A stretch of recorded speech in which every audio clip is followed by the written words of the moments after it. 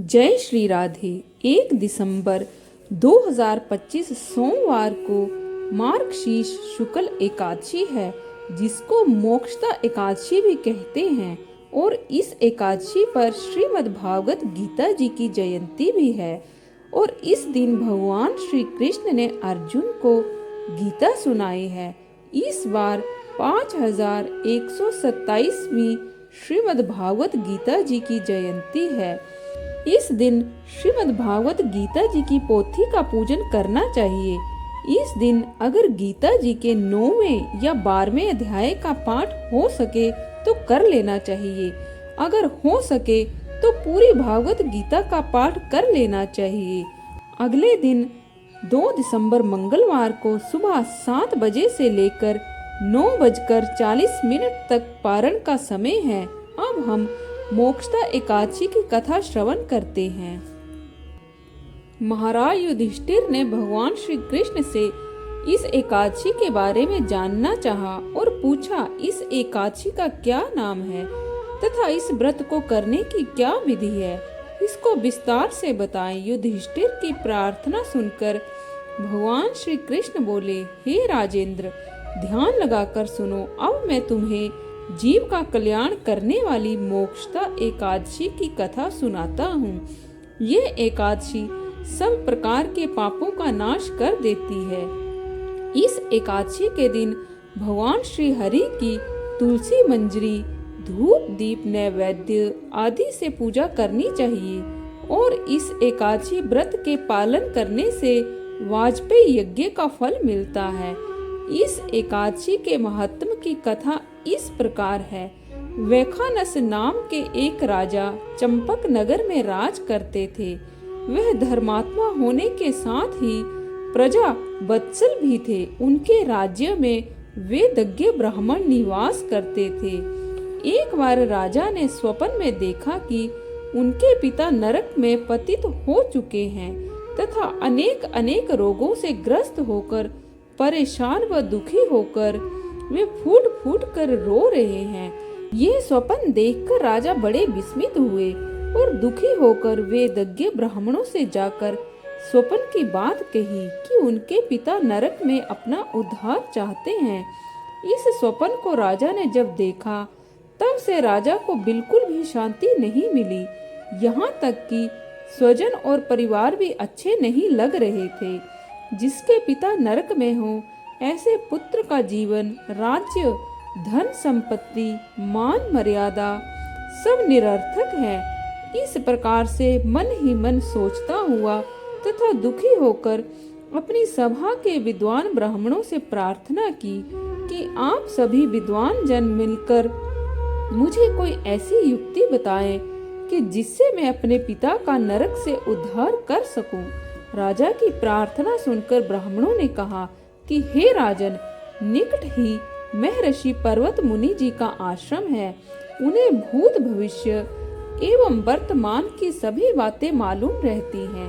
आप उनसे जाकर अपनी समस्या कहिए। वे सामर्थ्यवान हैं, ज्ञानी हैं, समाधान अवश्य ही कर देंगे। तब महाराज वैखानस अपने प्रजाजनों के साथ पर्वत मुनि के आश्रम में जा पहुँचे। राजा ने महर्षि जी को आदर से प्रणाम किया।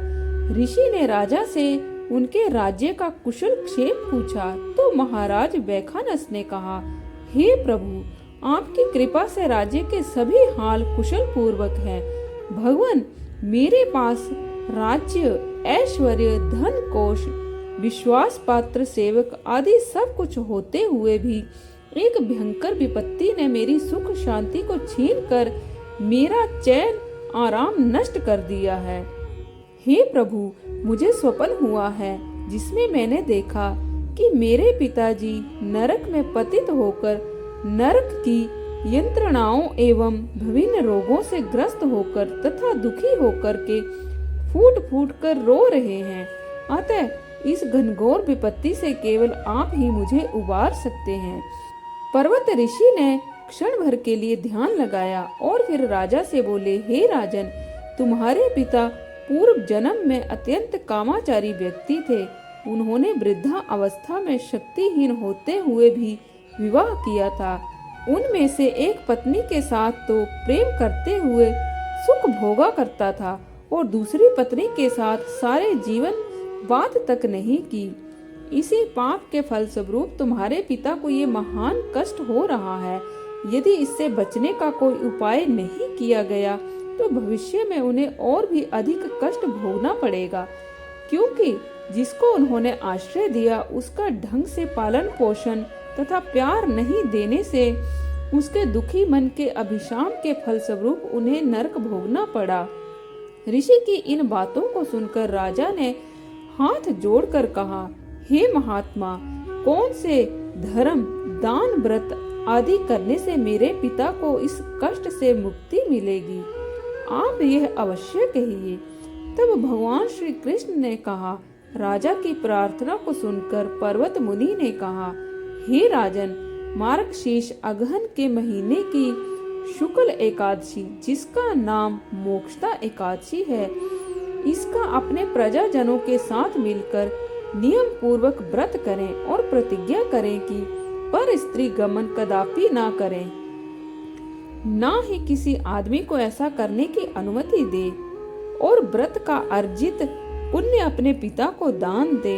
तब ही तुम्हारे पिता का नरक से उद्धार हो सकता है तथा परमेश्वर की कृपा से स्वर्ग को प्राप्त कर सकते हैं। इस प्रकार मुनिवर का आदेश सुनकर उन्हें दंडवत प्रणाम करके वहां से अपने राज्य में वापस आ गए और मार्गशीर्ष महीने की शुक्ल पक्ष की एकादशी का स्त्री पुत्र सेवक प्रजाजनों के साथ मिलकर विधि पूर्वक व्रत का पालन किया तथा इस व्रत के फल को अपने पिता को समर्पित किया। उसके पिता इस मोक्षदा एकादशी का फल प्राप्त करके स्वर्ग गति को प्राप्त हो गए एवं अपने पुत्र वैखानस राजा को कल्याण होने का आशीर्वाद देकर धन्य कर दिया। भगवान श्री कृष्ण ने कहा, हे राजन, इस प्रकार मोक्षदा एकादशी के व्रत का पालन जो भी विधि विधान से करता है उसके सारे पाप नष्ट हो जाते हैं।